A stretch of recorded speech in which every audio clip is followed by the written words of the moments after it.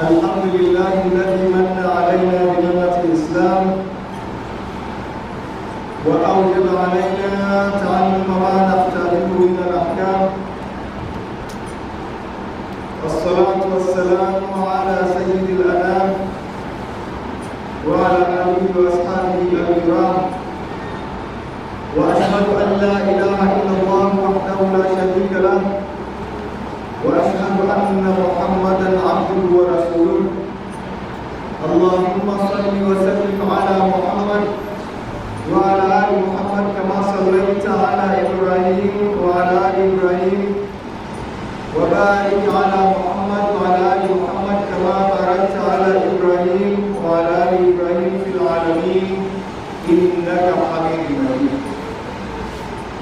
يا رب السماوات ورب الأرض ورب العرش العظيم، ربنا ورب كل شيء، خالق الحق والنوى ومنزل التوراة والإنجيل والقرآن، أنت آخر بآخر، أنت الأول فليس قبلك شيء، وأنت الآخر فليس بعدك شيء، وأنت الظاهر فليس فوقك شيء، وأنت الباطن فليس دونك شيء. اشرح لي صدري ويسر لي أمري واحلل عقدة من لساني يفقهوا قولي. أوصيكم عباد الله ونفسي أولا بتقوى الله عز وجل. Ndugu Waislamu, baada ya kumhimidi Allah subhanahu wa ta'ala na baada ya kumtakia rehema na amani kipenzi chetu mtume wetu Muhammad sallallahu alayhi wasallam, na baada ya kumwomba Allah subhanahu wa ta'ala alifanyia wepesi kazi hii ya kusimama juu ya mimbar tukufu pamoja nanyi, aliondolee kitanzi katika mwili wangu ili nyinyi Waislamu wenzangu mpate kuelewa yale machache atakayojalia kuyawasilisha kwenu, na wasieni kama ambavyo ninayohusia nafsi yangu kumcha Allah subhanahu wa ta'ala. Anasema Mwenyezi Mungu subhanahu wa ta'ala, ya ayyuhalladhina amanu taqullaha haqqa tuqatihi wa la tamutunna illa wa antum muslimun. Enyi mlioamini, basi mcheni Mwenyezi Mungu subhanahu wa ta'ala ukweli wa kumcha kiukweli, na msife isipokuwa na nyinyi ni wanyenyekevu kwa Allah subhanahu wa ta'ala, kwa maana kwamba ni Waislamu. Alhamdulillah thumma alhamdulillah alhamdulillah. Tumeanza Ramadhani na bahati nzuri mwanzoni kabisa tunakutana katika Ijumaa ya kwanza ya mwezi huu mtukufu wa Ramadhani. Allah subhanahu wa ta'ala ametuwekea vipindi maalum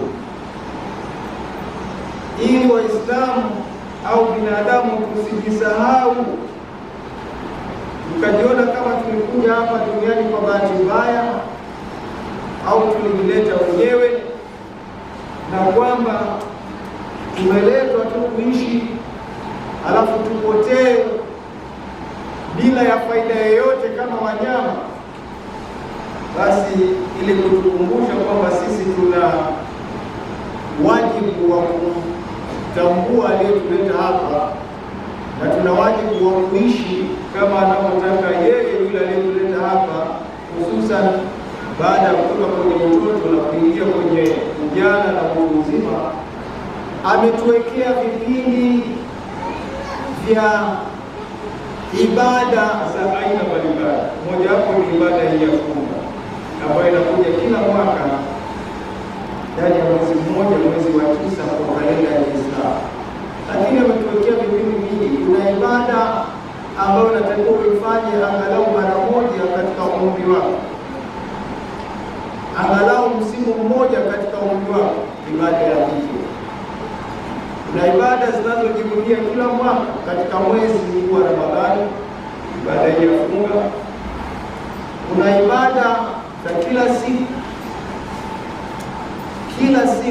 kama ibada ya swala ambayo unatakiwa angalau kwa zile swala za lazima kila siku mara 5, na kuna ibada za kila mara, kila wakati unapokuwa nje ya swala, basi kuna ibada ambazo nazo vile vile ziko kwa ajili ya kumshukuru Mwenyezi Mungu, kumkumbuka Allah Subhanahu wa Ta'ala, kujihisi kwamba popote ulipo uko katika himaya ya yule aliyekuleta hapa duniani.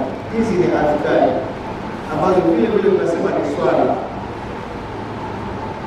Aqimi salata li dhikri, dumisheni swala kwa ajili ya kumkumbuka. Sasa watu watudumishi swala, tukaekewa vipindi vya lazima vya kushtuliwa. Utamsikia muadhini anakuita Allahu Akbar, Allahu Akbar, ulikuwa umejisahau, unazinduka, unaacha kila kitu, unakwenda msikitini. Lakini kuna wengine huwa hawajisahau, saa zote yeye yuko na adhkari. Yuko wataalamu wa dini yetu hii, mmoja wapo akasema, mtu yoyote anayemkumbuka Allah popote alipo, basi anahesabika yuko katika swala, hata kama yuko sokoni, hata kama yuko sokoni. Ndugu Waislamu, ili kuzinduana, basi hebu tujiulize maswali muhimu sana katika maisha. Lakini kwanza nianze na huu mwezi wa Ramadhani ambao tumeambiwa shahru Ramadhana alladhi unzila fihi al-Qur'an, mwezi ambao ndani yake ilishushwa Qur'ani. Hudan linnasi, Qur'ani hii ni mwongozo kwa watu.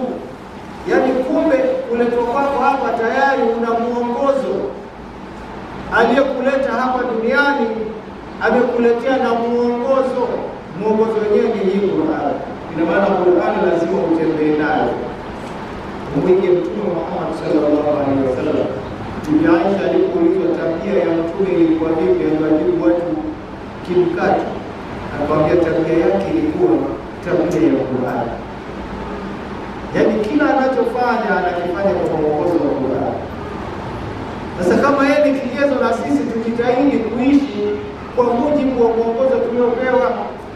Kwa maana nyingine, iko haja ya watu kujizatiti sana katika kuielewa Qur'ani. Lakini Mtume aliishia kulalamika akasema, inna qaumi ittakhadhu hadha al-Qur'ana mahjura, hakika watu wangu wamefanya hii Qur'ani kitu kilichoramwa, hawana tairi nayo. Qur'ani tumeiacha. Yaani mtu ukimgusa tangu umeamka mpaka sasa hivi, umeishi vipi kwa mujibu wa Qur'ani? Alafu nipe mfano aya moja tu kwamba aya hii nimeitekeleza, hiyo itakuwa kamili. Tutatafuta nini kwa Qur'ani tuliyofanya leo? Hakioni, na tunaishi, tunaenda, hatuelewi tunapokwenda kama majengo. Sasa huda linnasi wa bayinatin min al-huda wal furqan, hii ndio mwongozo wa watu, na ndio inatoa, inabainisha mambo. Yaani tunapata ubainifu wa mambo kutokana na mwongozo huu na upambanuzi wa mambo wal-furqan, kwa njia ya maisha yao. Sasa nichukulie tu baadhi ya maswali, halafu tuyajibu kwa mujibu wa Qur'ani, kwa sababu ndio mwongozo wetu. Nianzie pale pale nilipoanzia. Allah Subhanahu wa Ta'ala ametuleta duniani, akatuletea mwongozo. Sasa tusikilize maswali matatu haraka katika Ijumaa ya leo, tutoke na darsa. Ukae ukijiuliza, mimi ni nani? Ninatoka wapi? Niko wapi na kwa nini? Ninaelekea wapi?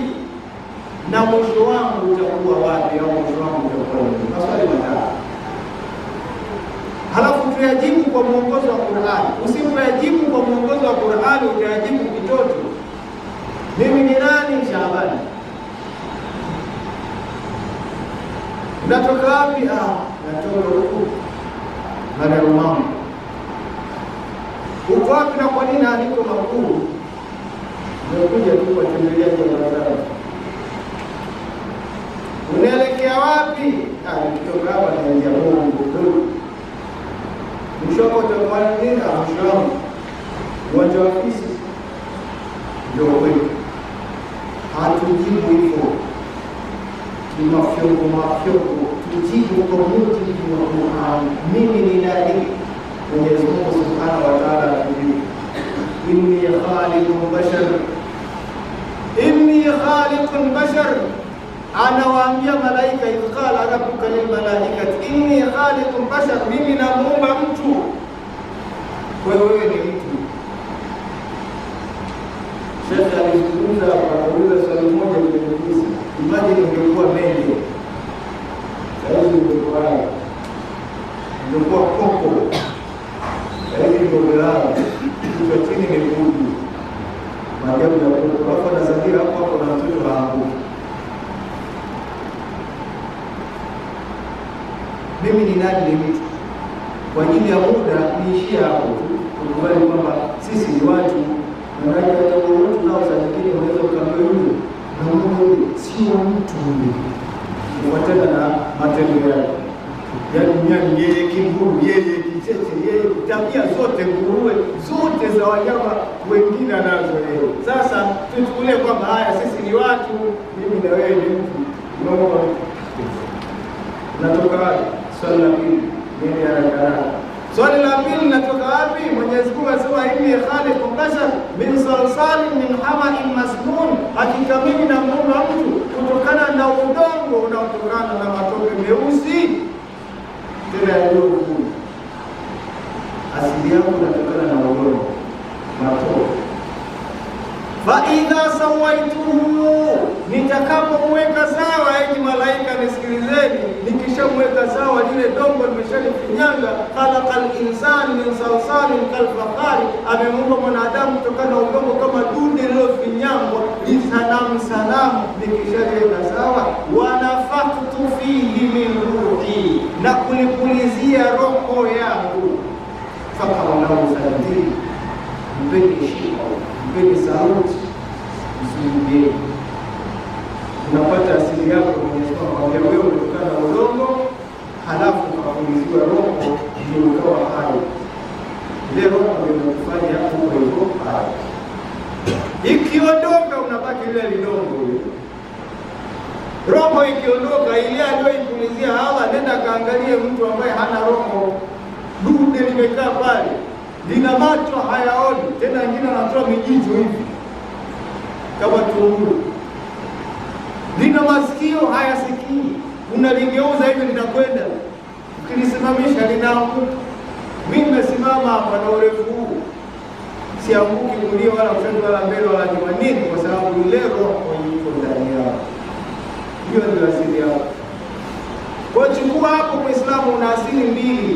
Asili ya kwanza, mimi ni dongo, na asili ya pili, ndani yangu imeingia roho ambayo ndio iko hai, na ndio inakulipa hili dongo uhai.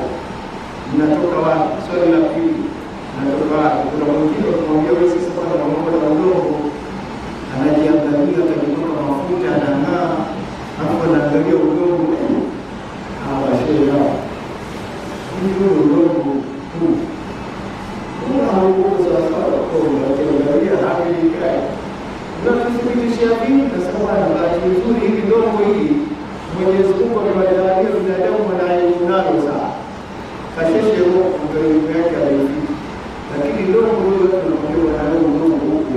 Turudi kwenye Qur'an,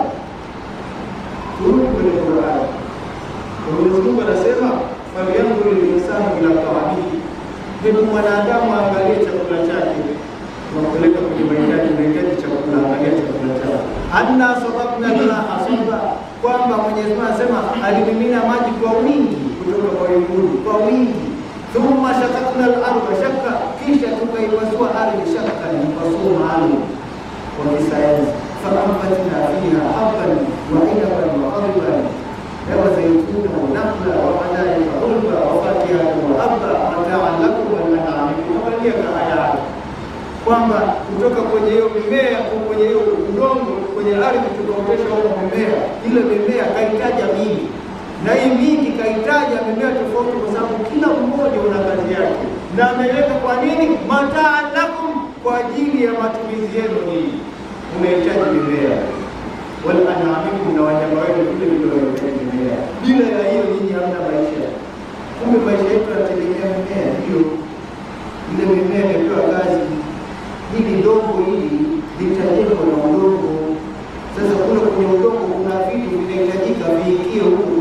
vidogo vinaingia vipi? Ndio pale binadamu anahitaji sukari iingie huku. Huwezi kuchagua kama kuku unataka sukari, unatafuta sukari kwenye udongo, huwezi. Mwenyezi Mungu akaupa kazi mua mfyonzee kiumbe wangu huyu dhaifu, sukari ipo ardhini hapo, hawezi kuichukua. Mfyonzee, mwekee kwenye shina, atakwenda atakula mua, atakula sukari, au atakwenda kiwandani kutengeneza sukari aweke kwenye chai. Mahindi kazi yako mfyonzee wanga, mahindi, mchele, ngano. Wanga mwekee kwenye kunzi, atachukua ataenda kusaga, atakula. Wanga utabaki makapi, atakimbilia chooni.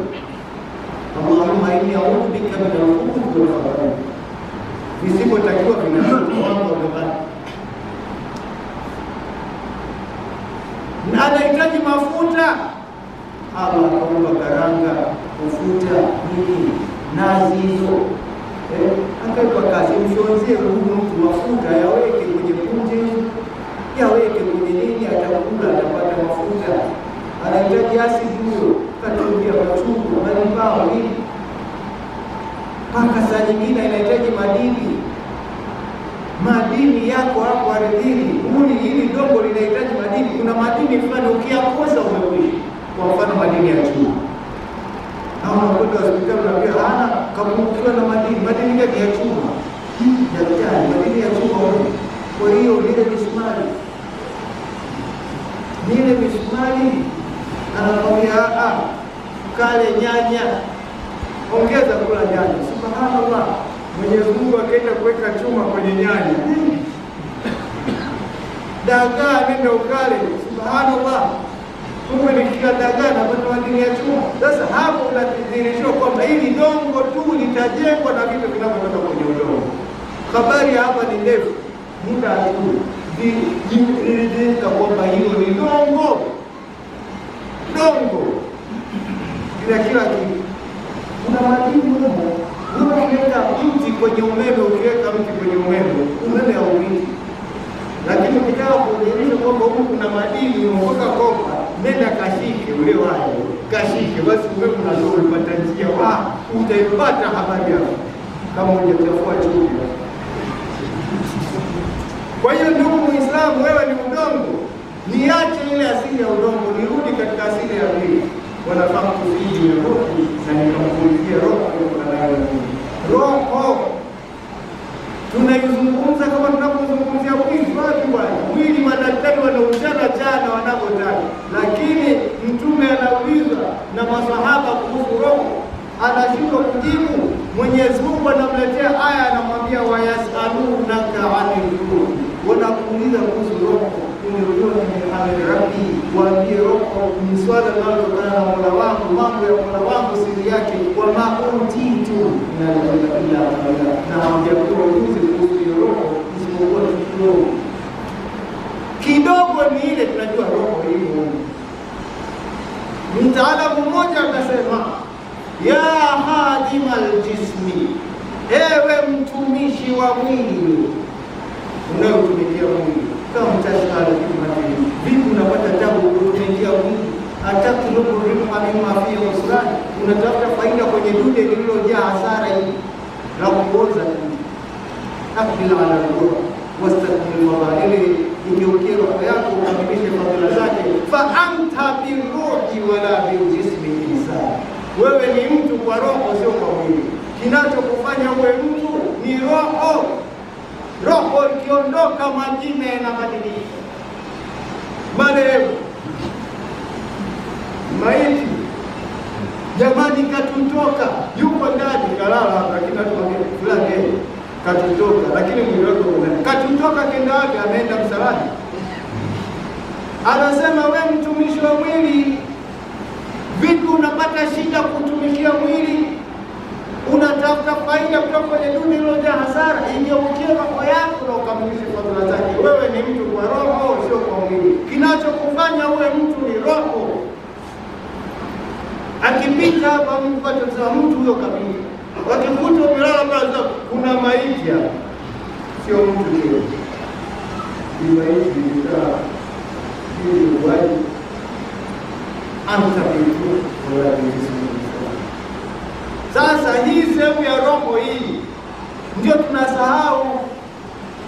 Mahitaji ya mwili ni ya udongo, ndio tunahitaji chakula, tunahitaji dawa, zote tunatoka kwenye udongo, vinachukuliwa kwenye mimea, unapata dawa, chakula, sijui mboga na nini. Na hata wanyama nao watakula vyakula vyao, zile nyama zao zitatengenezwa kutokana na udongo, utakula na mafuta yao, ili mradi wewe mwili huu unaendana na udongo. Kwa hiyo mahitaji yake ya kiudongo, sawa na mnyama. Mnyama anahitaji kula na wewe unahitaji kula. Mnyama anahitaji maji ya kunywa na wewe pia unahitaji. Ama swala la kuzaa, mnyama pia anazaa. Ila kuna mafunzo ya kuzaa, unakuta kazaa 8. Kazaa 10. Mungu katoa watoto 21. Wiki moja umejaliwa sana viwili. Ukianza 3, 4, 5 ukioja. Kwa hiyo kama ni kuzaa, wanyama mafundi kweli wa kuzaa. Tunawala kila siku lakini hawaishi. Kasema hapa shehe wangu kwenye wakati, hiyo haiko kwenye uchamungu, ni kitu ambacho kipo, ila ukifanye kama Allah anavyotaka, zaa, kula, kunywa. Lakini hivyo hata wanyama wanafanya. Sehemu inayokutofautisha na wanyama ni hii ya ibada.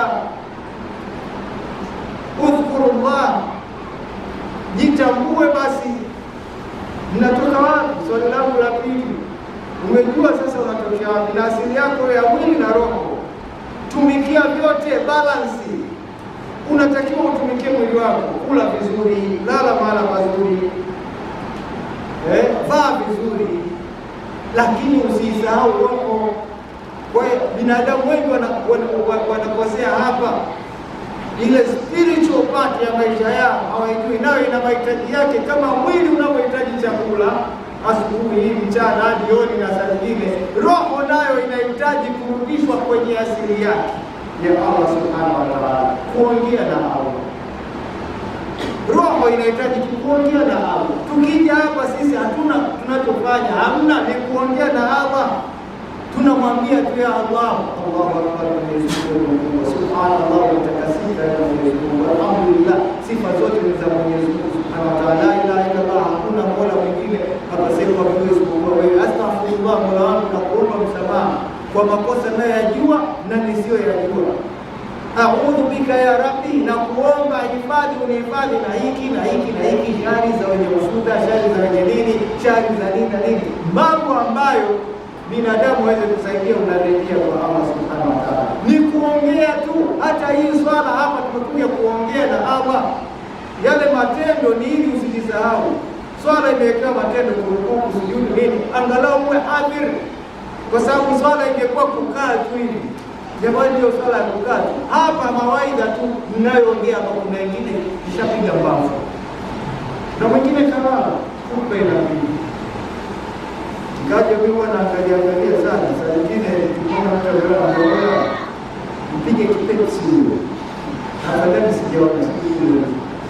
Kama tungekuwa tunalala, imamu yuko hapa, alhamdulillah rabbil alamin, lakini tumekaa kwenye viti. Wewe bwana, hiyo ya kurukuu na kusujudu watu wanatii, ila Allahu akbar mtu hayuko anauza daktari kusukuni nini, hasa swala za kimya. Allahu akbar anashuka halafu kumbe tukawezana, angalia watu wamerukuu na yana rukuu. Hapo unatoka jini kwa kukaa tu. Sasa swala ni yale maneno, Allahu akbar, sami Allahu liman hamdah, rabbana wa lakal hamd, Allahu akbar, subhana rabbiyal a'la. Maneno mengi kuliko matendo. Imagine mtu aje hapa aanze matendo, aseme chochote, kaingia tu hapa, huyu yuko jimu anafanya mazoezi ya Mungu. Hiyo sio swala. Kwa hiyo swala ni maneno. Ndio maana hata kama uwezi kurukuu na kuashiria, kuna watu wengine wanaswali wako kitandani, hawezi kurukuu, hawezi kusujudu, hawezi kusimama, lakini swala yake inakamilika kwa maneno. Akili salata wa dhikri. Wallahu tabaraka wa taala yaqul wa bi qawlihi yahtadi wa idha qila al-Qur'an fastami'u lahu wa ansitu la'allakum turhamun. Wa qala أعوذ بالله من الشيطان الرجيم. Bismillahir Rahmanir Rahim. Wal 'asri innal insana lafi khusr illa alladhina amanu wa 'amilus salihati wa tawassaw bil haqqi wa tawassaw bis sabr. Barakallahu li wa lakum fil Qur'anil 'azim. Wa nafa'ana billahi min ayati wa dhikril hakim. Nashukuru kwa ujada wa Islam. Kipindi katikati ya khutba ni kipindi cha kufanya maghfira. Maghfira yanakubalika sana. Kwa hiyo wakati khatibu anataka kidogo, basi tunatumia muda wetu kuomba Allah msamaha. Fastaghfiruhu innahu ghafurur rahim. Alhamdulillahi rabbil alamin. Wassalatu wassalamu ala ashrafil mursalin Muhammadin abdillah wa ala alihi wa sahbihi ajma'in. Wa ashhadu an la ilaha illallah wahdahu la sharika lahu wa anna Muhammadan abduhu wa rasuluh. Allahumma salli wa sallim ala Muhammad wa ala alihi wa ashabihi ajma'in. Kama ba'd, usiku wa Allah wa nafsi bitaqwallah. Na usia tena enyi waja wa Allah katika khutba hii tumche Allah subhanahu wa ta'ala kama ambavyo aliyohusia nafsi yangu. Nimejibu maswali mawili. Ni gani natoka wapi? Swali la tatu, niko wapi na kwa nini? Lakini ndio swali hili wala haitaki marefu. Niko wapi na kwa nini? Usimuulize mtu hivi tuko hapa duniani kwa nini, atakwambia ndio hapa kuishi, kuponda mali kufa kwa nini. Wengine wanakwambia tunaona mitandaoni hakuna kiama wala nini. Yaani anajifariji. Huyo anaogopa huyo. Mtu aliyeka kama kwenye mitandao hamna kiama, msikitishe leo, huyo anaogopa. Kama hamna kiama, si nyamaze tu, kula ugali wako usubiri. Nini sasa unafanya tunapiga kelele kuhusu kwamba kiama hakuna? Kama uamini utafufuliwa, lakini kwa makini watu walikuwa ni muda mrefu upite kama wewe hujao nini basi upate hadi leo sawa vijana hao ndio. Kama uamini kuna jahannama, fikiri kwa makini na kisha tazama mambo kama yanakwama kwa milima. Nani aliyeona kwa sababu wale ndio sasa wale vijana ndani mnaelewa vizuri. Sasa nyingine inabidi tueleze kwa lugha zetu ili mpate kuelewa. Yaani unachana ndio jana na kuelewa tena kidogo. Niko wapi na kwa nini? Allah tumuulize, wa ma khalaqtul jinna wal insa illa liya'budun. Na sikuomba majina watu isipokuwa pamoja wapate kuabudu. Kwa hiyo tufunze masuala ya ibada ili tufikie kwa hapa. Hatuko kwenye darasa la ibada na darasa letu, lakini iko kwa ajili ya kumwabudu Allah. Na mwabudu vipi? Moja katika haya ndio swala bana, usiache mwezi ukija funga, usiache na funga za sunna vile vile uendeleze. Ukiwa na uwezo wa nisafari ila sabina, basi nenda hija. Mwenyezi Mungu atujalie tuweze kufika huko inshallah. Na vile vile usisahau kuwapa maskini, kuna zaka, mwezi zaka, basi kuna sadaqa. Fakura au it'amu fi yawmin bi masara yatima makraba au miskina tawakkal. Tusiwache mayatima, tusiwache wenye shida. Yote hizo ni katika vitu vya kudumu katika ibada. Mwenyezi Mungu anakuwa radhi na wewe. Uko hapa kwa ajili ya ibada. Haya mengine ni ziada tu, lakini vile vile maisha yako yote haya ya ibada, hata haya unayofanya kila siku, ukiamka amka kiibada. Alhamdulillah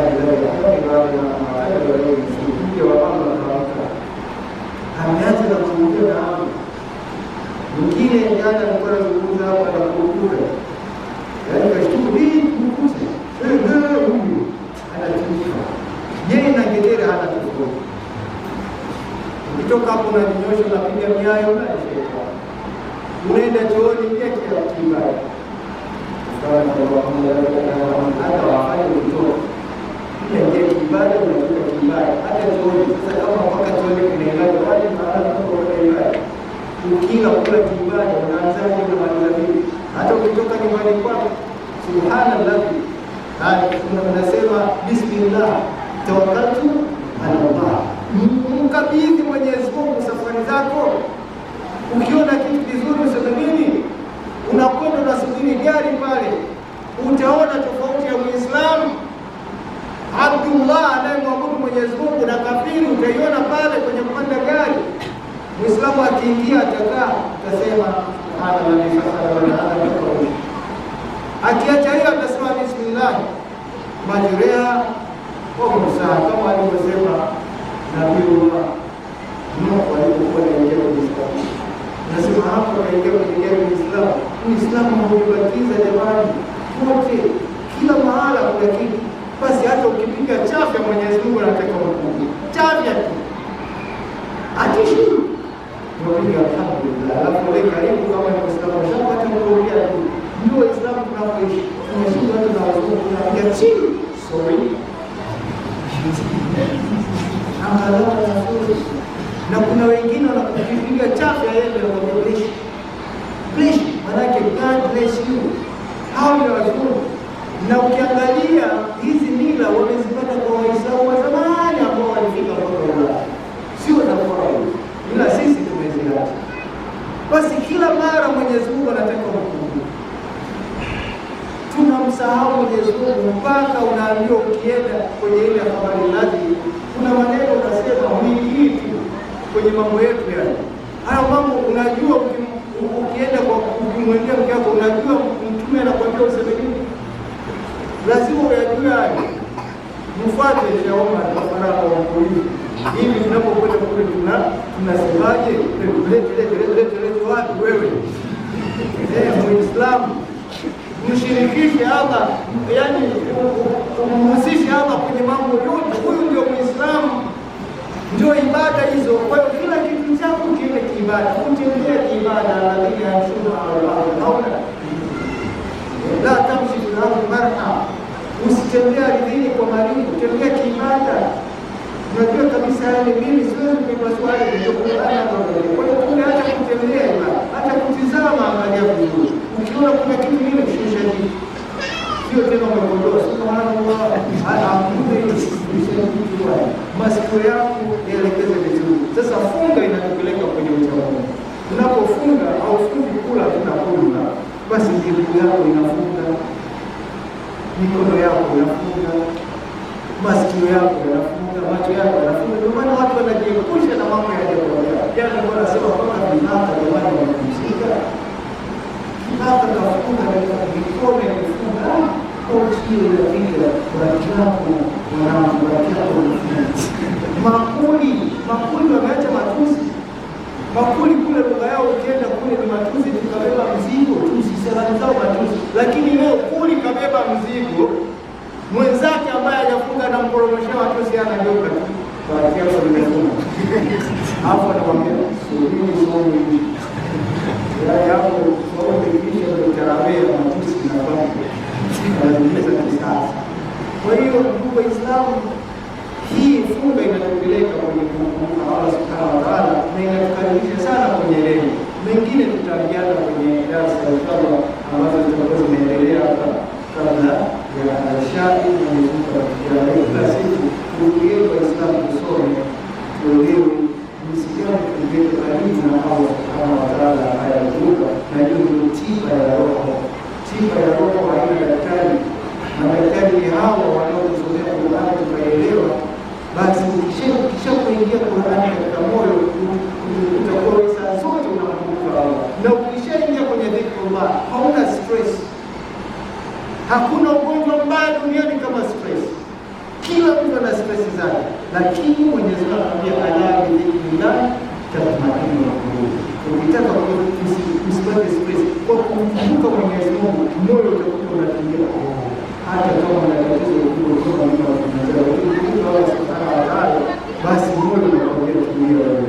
Hakuna linalokushinda Allah Subhanahu wa Ta'ala. Mwenyezi Mungu atujalie tufikie jamii. Kutokana na neema ya Uislamu hatuna budi kumsalia Mtume Muhammad sallallahu alaihi wasallam kama Mwenyezi Mungu alivyotuamrisha. Inna Allaha wa malaikatahu yusalluna 'alan nabiy ya ayyuhalladhina amanu sallu 'alaihi wa sallimu taslima. Inna Allaha wa malaikatahu yusalluna 'alan nabiy ya ayyuhalladhina amanu sallu 'alaihi wa sallimu taslima. Baraka na kheri nyingi ziwaendee masahaba hususan hawa waliokuwa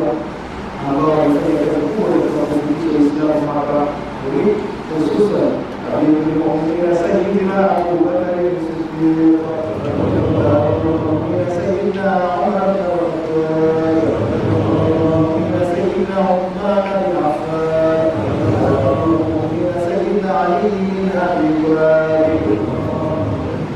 Mwenyezi Mungu Subhanahu wa Ta'ala alibariki maimamu wote, mashehe wote waliotangulia na maustadhi kwa kazi kubwa walioifanya kutuletea hii. Na yote katika yote tusisahau kumuomba dua, kwa sababu yeye ndiye anatupatia uongozi hasa katika kutoka na kukaribia na kusikia na arifu kwa aina ya Mola katika kwa kwa kwa kwa kwa kwa kwa kwa kwa kwa kwa kwa kwa